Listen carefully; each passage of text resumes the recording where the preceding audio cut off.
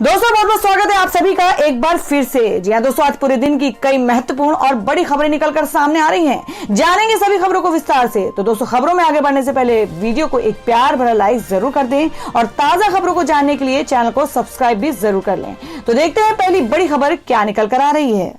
दोस्तों इस वक्त की पहली बड़ी खबर निकल कर आ रही है कि राम मंदिर निर्माण को केंद्र ने 1 रुपए तो शिवसेना ने 1 करोड़ का दिया दान। राष्ट्रपति ने दिया पहला दान। जी हम बात कर रहे हैं कि अयोध्या में राम मंदिर निर्माण के लिए चंदा जुटाने का अभियान शुक्रवार से शुरू हो गया। सबसे पहले राष्ट्रपति रामनाथ कोविंद ने इस मंदिर के लिए सहयोग दिया है। बताया गया है कि उन्होंने मंदिर निर्माण के लिए 5,01,100 रुपए दान किए हैं।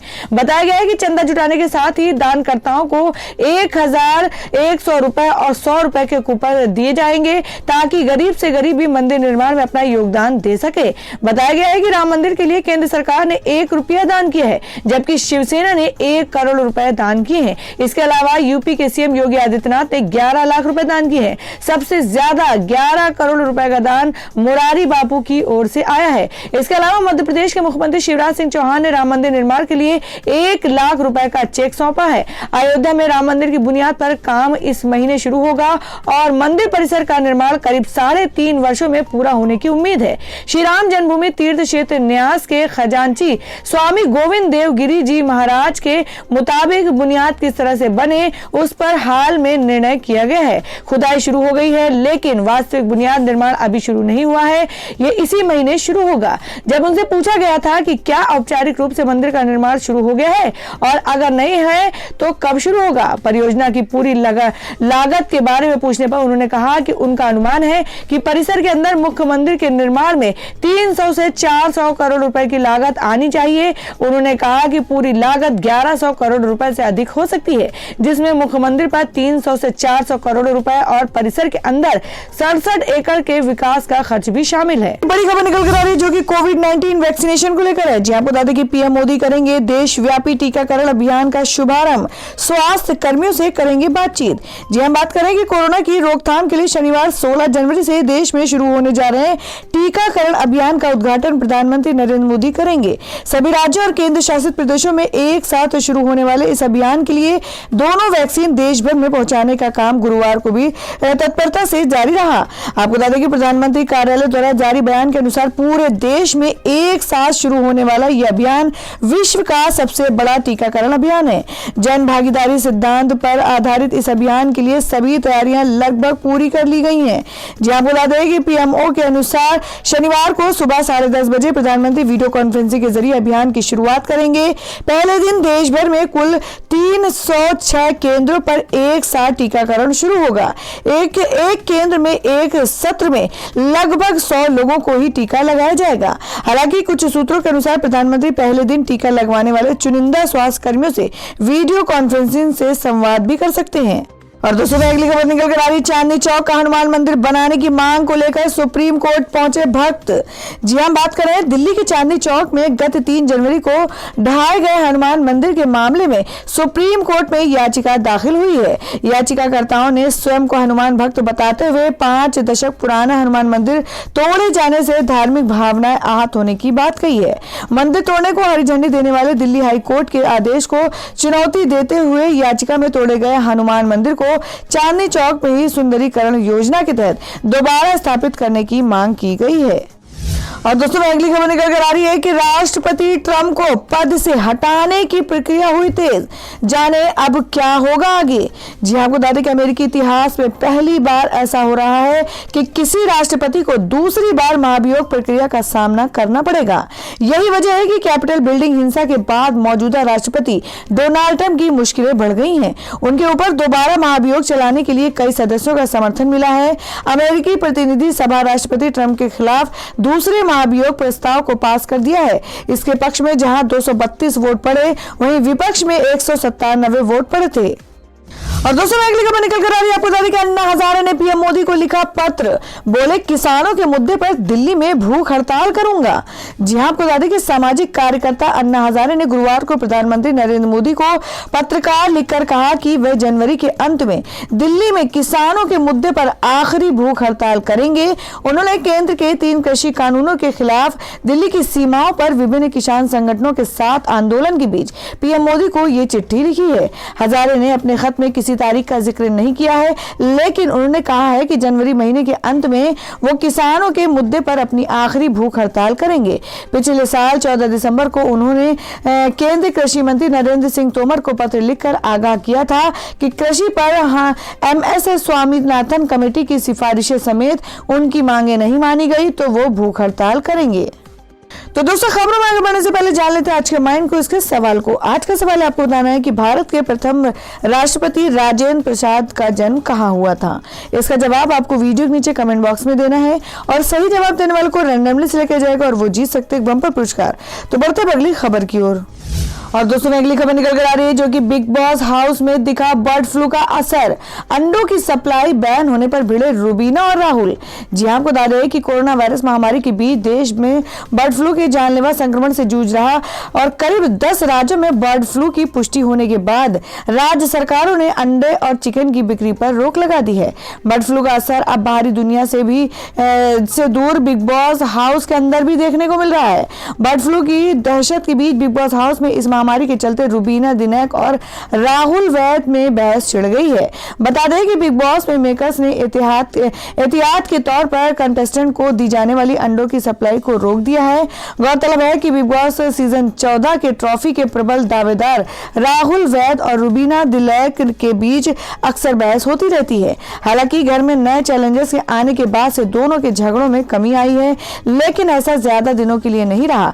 रुबीना और राहुल के बीच अब अंडों को लेकर बहस हो गई है। मीडिया रिपोर्ट्स के मुताबिक आने वाले एपिसोड में दर्शकों को रुबीना और राहुल के अंडों पर झगड़ते देखने को मिल सकते हैं। राहुल रुबीना की लड़ाई में एजाज की एंट्री हुई है। दरअसल बर्ड फ्लू के संकट की वजह से बिग बॉस हाउस में कंटेस्टेंट के ब्रेकफास्ट पर असर पड़ा है। अंडे की कमी की वजह से ब्रेकफास्ट नहीं बन पा रहा है, जिसके चलते रुबीना और राहुल वैद में बहस छिड़ जाती है।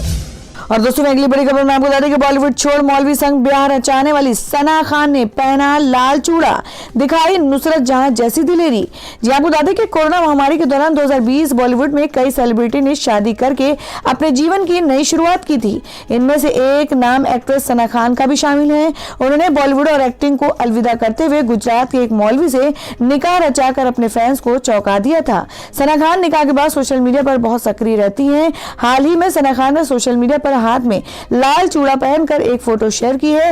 उनका ये वीडियो सोशल मीडिया पर जमकर वायरल हो रहा है। इतना ही नहीं, सना खान इस वीडियो में हाथ में लाल चूड़े के साथ काले रंग के बुर्के में नजर आ रही हैं। इसके बाद वो सोशल मीडिया पर जमकर ट्रोल हो रही हैं। और दोस्तों अगली बड़ी खबर में आपको बता दें कि 26 जनवरी को किसानों का हल्ला बोल, लाल किले से इंडिया गेट तक निकालेंगे परेड। जी हम बात कर रहे हैं कि कृषि कानूनों के खिलाफ दिल्ली बॉर्डर पर प्रदर्शन कर रहे किसान 26 जनवरी को ट्रैक्टर परेड पर अड़े हुए हैं। गुरुवार को किसान नेताओं ने ऐलान किया है कि वे 26 जनवरी को लाल किले से इंडिया गेट तक मार्च निकालेंगे। इस बारे में बोलते हुए भारतीय किसान यूनियन के नेता राकेश टिकैत ने कहा है कि ये ऐतिहासिक लम्हा होगा जब एक तरफ किसान होंगे और दूसरी तरफ देश के जवान। न्यूज एजेंसी ANI के मुताबिक राकेश टिकैत ने कहा, ये पता चला है कि सरकार राष्ट्रपति भवन से इंडिया गेट तक यात्रा यानी परेड निकालेंगे। उन्होंने अपनी यात्रा छोटी कर दी है। हम लाल किले से निकालेंगे इंडिया गेट तक, दोनों का मेल मिलाप वहीं होगा। किसान देश का सिर ऊंचा करेंगे। ये दुनिया की सबसे ऐतिहासिक परेड होगी। या एक तरफ से किसान चलेगा, एक तरफ से जवान चलेगा। तो दोस्तों आप लोगों को क्या लगता है कि सरकार को किसानों के हित में क्या निर्णय लेना चाहिए? आप अपना सुझाव कमेंट बॉक्स में जरूर दें। बढ़ते अगली खबर की ओर। और दोस्तों अगली खबर निकल कर आ रही है जिसमें आपको बता दें कि BMC द्वारा आदतन अपराधी कहे जाने पर सोनू सूद ने तोड़ी चुप्पी, कह दी ये बड़ी बात। जी हां, आपको बता दें कि प्रवासी मजदूरों के मसीहा बनकर सामने आए सोनू सूद हाल ही में एक विवाद में फंस गए हैं। अभिनेता सोनू सूद पर मुंबई नगर निगम ने अवैध निर्माण का आरोप लगाया था, जिसे BMC कोर्ट में लेकर गई थी। इसके बाद BMC ने सोनू सूद को आदतन अपराधी बता दिया था। अब सोनू सूद की ओर से इस पर सफाई आई है। एक टीवी चैनल को दिए इंटरव्यू में सोनू सूद ने कहा है कि मैं बीएमसी का पूरी तरह से आदर करता हूं, कोई सुधार की गुंजाइश होगी तो मैं उसे जरूर सुधारने की कोशिश करूंगा। चैनल से बातचीत के दौरान सोनू सूद ने कहा कि मैं बीएमसी की इज्जत करता हूं, जिन्होंने मुंबई को अद्भुत बनाया है। मैंने अपनी तरफ से नियम फॉलो किए हैं और अगर सुधार की कोई गुंजाइश हुई तो मैं इसे सही करने की कोशिश करूंगा। मैंने इसके केस के लिए कोर्ट में याचिका दी है। मैं कोर्ट द्वारा दिए गए निर्देशों का गंभीरता से पालन करूंगा और उसी रास्ते पर चलूंगा। मैं सभी नियम और कानूनों को भी मानूंगा। तो दोस्तों, खबरों में आगे बढ़ने से पहले एक बार फिर से आपको याद दिला दें कि अगर आपने अभी तक हमारी वीडियो को लाइक नहीं किया तो जल्दी से वीडियो को लाइक कर दें, क्योंकि आपका एक लाइक हमारे लिए बहुत ही महत्वपूर्ण होता है। और अगर आप हमारे चैनल पर नए हैं तो चैनल को जरूर सब्सक्राइब कर लें और बेल के बटन को भी जरूर हिट कर दें। और हमारी पूरी न्यूज को जानने के लिए वीडियो को लास्ट तक जरूर देखें। बढ़ते अगली खबर की ओर। और दोस्तों, मैं अगली खबर बता दें कि भाजपा सांसद साक्षी महाराज का वीडियो हुआ वायरल। कहा बिहार के बाद अब यूपी बंगाल में भी हमारी मदद करेंगे ओवैसी। जी आपको बता दें कि असदुद्दीन ओवैसी की पार्टी ऑल इंडिया मजलिस इत्तेहादुल मुस्लिमीन ने बिहार विधानसभा चुनाव में काफी अच्छा प्रदर्शन किया था, तो वहीं अब असदुद्दीन ओवैसी ने यूपी और बंगाल का रुख किया है। इस बीच उन्नाव से भाजपा सांसद साक्षी महाराज ने कन्नौज में मीडिया से बात करते हुए एक बार फिर बड़ा बयान दे डाला। उन्होंने कहा कि ओवैसी ने बिहार बीजेपी की मदद की और अब पश्चिम बंगाल और उत्तर प्रदेश में भी मदद करेंगे। भाजपा सांसद साक्षी महाराज का वीडियो का बिहार के बाद अब यूपी बंगाल में भी हमारी मदद करेंगे। ओवैसी दरअसल लखनऊ से दिल्ली जाते वक्त भाजपा सांसद साक्षी महाराज कन्नौज के सौरिक इलाके में कार्यकर्ताओं व मीडिया से मुखातिब हुए। इस दौरान मीडिया कर्मियों ने साक्षी महाराज से असदुद्दीन ओवैसी के आजमगढ़ और जौनपुर दौरे को लेकर सवाल पूछा, जिस पर सांसद साक्षी महाराज ने कहा कि बड़ी मेहरबानी, उनको भगवान ताकत दे, खुदा उनका साथ दे। उन्होंने बिहार में हमारा सहयोग किया था, यूपी में भी करेंगे, बाद में पश्चिम बंगाल में भी करेंगे। और दोस्तों, अगली खबर में बता दें कि अमेरिका के नए राष्ट्रपति की दो टूक। ट्रंप के इशारे पर तख्ता पलट की कोशिश, कहा नहीं बख्शे जाएंगे दंगाई। जी हम बात कर रहे हैं कि 6 दिसंबर को अमेरिकी संसद पर हमला पूरी तरह से सुनियोजित और नई चुनी हुई सरकार को बेदखल करने के लिए की थी। ये बयान दिया है 20 जनवरी को शपथ लेने वाले अमेरिका के नए राष्ट्रपति जो बाइडेन ने इतना ही नहीं कहा। डोनाल्ड ट्रंप को आले हाथों लेते हुए बाइडेन ने साफ कहा है कि अमेरिकी लोकतंत्र से खिलवाड़ करने वाले किसी भी सूरत में बख्शे नहीं जाएंगे। 20 जनवरी को राष्ट्रपति पद के लिए गोपनीयता का शपथ लेने जा रहे हैं। जो बाइडेन ने अपने ट्वीट में वर्तमान राष्ट्रपति डोनाल्ड ट्रंप को जिम्मेदार ठहराते हुए जोरदार हमला बोला है। जो बाइडेन ने अपने ट्वीट में लिखा कि अमेरिकी संसद पर हमला राजनीतिक चरमपंथी और घरेलू आतंकियों ने किया है, जिसके बाद सवाल उठ रहे हैं कि आखिर जो बाइडेन ने किसे आतंकी कहा है। और दोस्तों, मैं बता दें कि सिग्नल ऐप बेहतर सर्विस के लिए करेगा बड़े पैमाने पर भर्तियां। महज 7 दिन में हासिल की 62 गुना बढ़ोतरी। जी हम बात करें कि इंस्टेंट मैसेजिंग ऐप व्हाट्सएप की प्राइवेसी पॉलिसी पर खड़े हुए विवाद से एक दूसरे मैसेजिंग ऐप सिग्नल को अप्रत्याशित ग्रोथ हासिल हुई है। सिग्नल ऐप को पिछले एक सप्ताह में 1.78 करोड़ बार डाउनलोड किया गया है। सिग्नल ऐप की कंट्रोलिंग फाउंडेशन के प्रमुख ने कहा है कि हम अपने ग्राहकों को बेहतर सुविधाएं उपलब्ध कराने के लिए बड़े पैमाने पर भर्तियां करने की योजना बना रहे हैं। बता दें कि व्हाट्सएप ने अपनी प्राइवेसी पॉलिसी में कुछ बदलाव किए हैं। इनके मुताबिक व्हाट्सएप अपने यूजर्स का डाटा फेसबुक और इंस्टाग्राम के साथ साझा करेगा।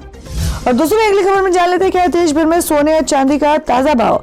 जी आपको बता दें कि गोल्ड की कीमतों में आज भी आई गिरावट, चांदी हुई सस्ती, जाने क्या है नए भाव। जी हम बात करें भारतीय बाजारों में बृहस्पतिवार यानी 14 जनवरी 2021 को गोल्ड के भाव में गिरावट दर्ज की गई है। दिल्ली सराफा बाजार में आज सोने के भाव में 369 रुपए प्रति 10 ग्राम की कमी हुई। वहीं चांदी के दाम में भी 390 रुपए प्रति किलोग्राम की मामूली गिरावट आई है। और अब जान लेते हैं क्या है देश भर में मौसम के ताजा हालात। जी आपको बता दें कि दिल्ली में 2 डिग्री पहुंचा तापमान। उत्तर भारत में ठिठुरन भरी ठंड से अभी नहीं मिलेगी राहत, जाने मौसम विभाग का क्या है अलर्ट। जी हम बात करें कि राजधानी दिल्ली समेत पूरे उत्तर भारत में कड़ाके की ठंड जारी है। मौसम विभाग के अनुमान के मुताबिक अगले 2 दिनों तक ठंड से राहत मिलने के कोई आसार नहीं है, बल्कि ठंड का कहर और बढ़ सकते हैं। IMD ने बताया कि शुष्क मौसम और उत्तर पश्चिम हवाओं की वजह से देश के उत्तर पश्चिम हिस्सों की ज्यादातर इलाकों में अगले 3 दिन तक न्यूनतम तापमान सामान्य से कम रहने की संभावना है। तो दोस्तों ये थी अब तक की सभी बड़ी खबरों की अपडेट्स। टुडे ब्रेकिंग न्यूज और लेटेस्ट खबरों को देखने के लिए हमारे चैनल को सब्सक्राइब जरूर कर लें, वीडियो को लाइक और शेयर भी जरूर कर दें अपने दोस्तों और रिलेटिव्स के साथ। तो दोस्तों फिर मिलेंगे काम की खबरों और सरकारी योजनाओं की एक और नई वीडियो के साथ। तब तक के लिए धन्यवाद दोस्तों।